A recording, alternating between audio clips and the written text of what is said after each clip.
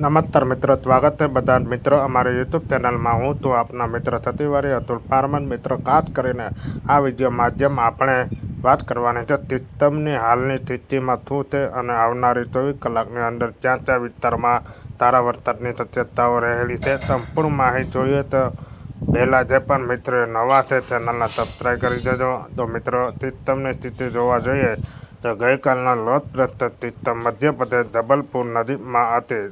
ત્યારબાદ ધીમી ઝડપથી આગળ વધી રાજસ્થાન કોટા નજીક પહોંચી હતી, પરંતુ ત્યારબાદ સિસ્ટમ ફરીથી પાછળ હતી અને જ્યારે ફરી એકવારમાં મધ્યપ્રદેશમાં જબલપુર નજીક જોવા મળી રહી છે. હજી પણ સિસ્ટમ મજબૂત છે, લો પ્રેશર તરીકે જોવા મળી રહી છે.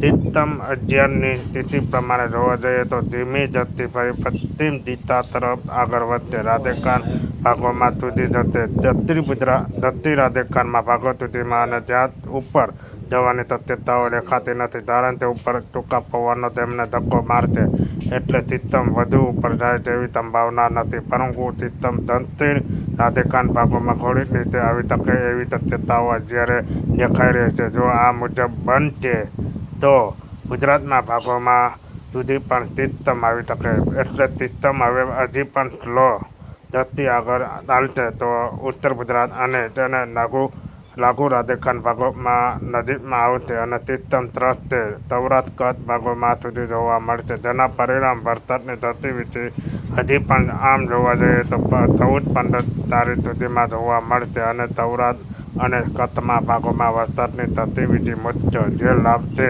એ વધુ 13-14 તારીખે મળશે. જે પ્રકારની તારીખ શક્યતાઓ દેખાઈ રહી છે. હાલમાં વધુ એક સિસ્ટમ બંગાળ ખાડીમાં, ઉત્તર પૂર્વ બંગાળી ખાડીમાં બાંગ્લાદેશ નદી જોવા મળી રહી છે અને જે સિસ્ટમ પણ આવતી 13 તારીખે બ્લડ પ્રેશર ફેરવાઈ જશે. મિત્રો, આ સત્ય સિસ્ટમ સ્થિતિમાં ચોમાસું ધરી પણ અત્યારે નોર્મલ પોઝિશન પછી રાજસ્થાન બિકાનેર પસાર થઈને કોટા ગોનાલિયો લો પ્રેશર સિસ્ટમ ભાગોમાં પરથી પસાર થઈને જમશેદપુર જીકા થઈ બંગાળ ખાડીમાં ભાગોમાં સુધી જઈ શકે. ત્યારે મિત્રો, ખાસ કરીને આવનારા 24 કલાક અંદર વરસાદની ગતિવિધિ ખાસ કરીને પૂર્વ ગુજરાત, મધ્ય ગુજરાત ભાગોમાં, ઉત્તર ગુજરાત ભાગોમાં છૂટા છવાયા ભાગે જોવા મળી રહી. દક્ષિણ ગુજરાત ભાગો પણ છૂટો છવાયો વરસાદ માહોલ જોવા મળ્યો છે. સૌરાષ્ટ્રના ભાગો પણ અમરેલી, ભાવનગર આજુબાજુમાં ગઈકાલે સારો વરસાદ અને ક્ષેત્રોમાં જોવા મળે છે. આવનારી 24 કલાકમાં વાત કરીએ તો ઉત્તર ગુજરાતના ભાગોમાં ખાસ કરીને સાબરકાંઠા, મહેસાણા, ડીસા તેમજ ખાસ કરીને બનાસકાંઠા આજુબાજુમાં ભાગોમાં પાટણ, વિજયપુર, મહીસાગર સહિત ભાગોમાં તેમાં છૂટી છવાઈ વરસાદ ગતિવિધિ ચાલુ રહેશે. હળવો મધ્ય વરસાદ ભાગોમાં જોવા મળશે. મધ્ય પૂર્વ ગુજરાતના ભાગોમાં અમદાવાદ, ગાંધીનગર, ખેડા, નડિયાદ, વડોદરા, દાહોદ, પંચમહાલ, છોટા ઉદેપુર સહિત ભાગોમાં તેમાં પણ છૂટો છવાયો વરસાદ માહોલ યથાવત રહેશે. અમુક વિસ્તારોમાં હળવો મધ્યમ કોઈ અંતરમાં ભારે વરસાદ પણ પડી શકે છે. દક્ષિણ ગુજરાત ભાગો પણ પ્રકાર બધી બાજુમાં શક્યતાઓ રહેશે, પરંતુ છૂટો છવાયો વરસાદ આવી છે. પરંતુ વરસાદમાં ગતિવિધિ હળવા મધ્યમાં લઈને સીમિત વિસ્તારો ભારે વરસાદની શક્યતાઓ આવનારી 24 કલાકની અંદર રહેશે.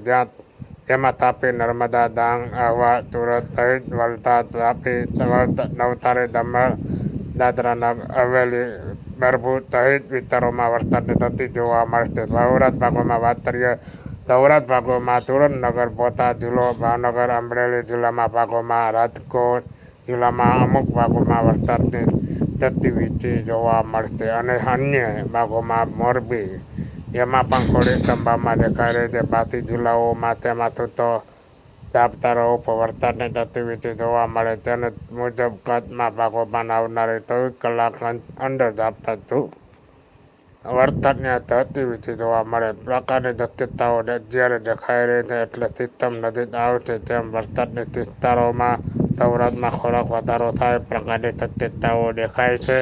સિસ્ટમ ત્રસ્ત લંબાઈ સૌરાષ્ટ્ર ભાગો પણ તેમાં ઉપર વરસાદ તીવ્રતા નિર્ભર રહેશે. એટલે જો સિસ્ટમ સૌરાષ્ટ્રના ભાગોમાં સારો રહેશે તો કચ્છ પણ અન્ય વિસ્તારોમાં સારો વરસાદ પણ લાભ મળવાની શક્યતાઓ દેખાઈ રહી છે. એટલે સિસ્ટમ ટ્રક ઉપર મેઇન વરસાદ આધાર જેટલો રહેલો છે. સિસ્ટમ દક્ષિણ ગુજરાત અને ઉત્તર ગુજરાત નજીક આવે ત્યારે સિસ્ટમ જેટલો લેવલ સુધી નીચે જાય ઉપર વધતા